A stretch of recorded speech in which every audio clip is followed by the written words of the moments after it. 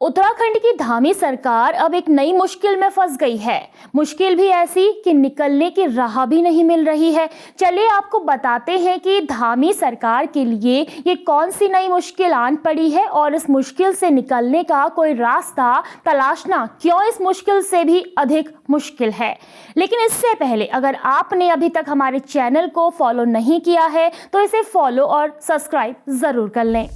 आइए अब आपको समझाते हैं कि धामी सरकार को किसने मुश्किल में डाला है। दरअसल आरटीआई एक्टिविस्ट और वकील विकेश नेगी ने कैबिनेट मंत्री गणेश जोशी के खिलाफ आय से अधिक संपत्ति के मामले में विजिलेंस से मुकदमा दर्ज करने की अर्जी डाली थी। विजिलेंस की विशेष अदालत ने इस संबंध में अधिकारियों से रिपोर्ट मांगी। अधिकारियों ने विजिलेंस की कोर्ट में जज के सामने इस रिपोर्ट के साथ ही एक पत्र भी पेश किया है। इस पत्र में जो कुछ लिखा है वही धामी सरकार के लिए मुश्किलें पैदा कर रहा है। दरअसल किसी कैबिनेट मंत्री के खिलाफ जांच या फिर उस पर मुकदमे के लिए कैबिनेट की मंजूरी जरूरी है। ऐसे में विजिलेंस ने राज्य के गोपन विभाग को पत्र लिखकर इस संबंध में जांच की मंजूरी मांगी है। जो रिपोर्ट पेश की है उसके मुताबिक ये पत्र 8 जुलाई 2024 को ही गोपन विभाग को भेजा जा चुका है। इस पत्र में 3 महीने का समय दिया गया है, यानी 8 अक्टूबर तक इस मामले में गोपन विभाग को विजिलेंस को जानकारी देनी है। गोपन विभाग इसे कैबिनेट के सामने लाएगा और अंतिम फैसला कैबिनेट करेगा। अब धामी सरकार यहाँ दो राहे पर आ खड़ी हुई है। अगर कैबिनेट विजिलेंस को जांच की अनुमति दे देता है तो जांच शुरू हो जाएगी और मुकदमा भी दर्ज होगा।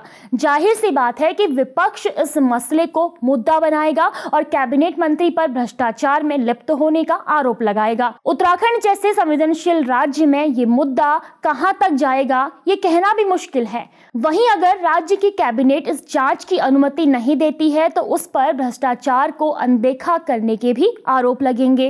वैसे कैबिनेट मंत्री गणेश जोशी पिछले कुछ वक्त से खासे चर्चाओं में रहे हैं। भ्रष्टाचार के आरोपों से घिरे पूर्व उद्यान निदेशक को बचाने के लिए विभाग के सुप्रीम कोर्ट तक जाने और सीबीआई जांच रोकने की कोशिश करने पर भी सवाल उठ चुके हैं। इस विभाग के मुखिया गणेश जोशी ही हैं। वैसे माना यह भी जाता है कि गणेश जोशी की दिल्ली दरबार में अच्छी खासी पैठ है और अमित शाह और राजनाथ सिंह के साथ इनकी अच्छी बनती है।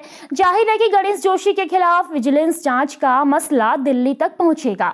बहुत मुमकिन है कि सीएम धामी पर दिल्ली दरबार पर से भी दबाव आए और इस मसले को ठंडे बस्ते में डालने की सलाह दी जाए। ऐसे में धामी कैबिनेट इस जांच की अनुमति देने से इनकार कर सकती है। खुद सीएम धामी के लिए भी ये धर्म संकट वाले हालात हैं। वो इसलिए क्योंकि अगर वो जांच की अनुमति देते हैं तो पार्टी में उन्हें इसे लेकर आलोचनाओं का शिकार होना पड़ सकता है और अगर नहीं देते हैं तो विपक्ष और राज्य की जनता से इस मसले पर आलोचना सुननी पड़ सकती है। ऐसे में सवाल ये है कि क्या वाकई में धाकड़ धामी अपना धाकड़ अंदाज दिखा पाएंगे या फिर राजनीतिक मजबूरियों की पट्टी आंखों पर बांध लेंगे।